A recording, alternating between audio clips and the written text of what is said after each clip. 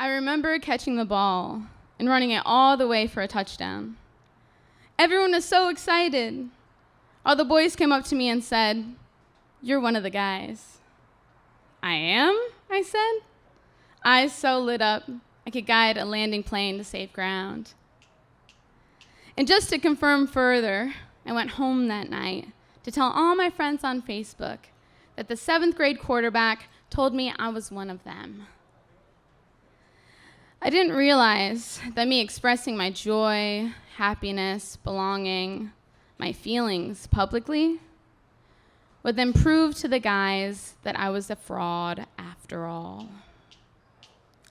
I had thought, finally, a place where I can belong, when there had been no room with the girls for someone like me. I learned then that being my full self would never be acceptable. Like a birthday balloon filled with helium, waiting for a hand to loosen grip to ascend with the rest of the elements. And so I went the rest of my childhood poking holes in my joy to let out the air that kept me afloat. Like most others I witnessed, I chose instead to be angry and to say yes, even when I didn't want to. Because I learned those are the 2 ways I'd get accepted as a boy and a girl.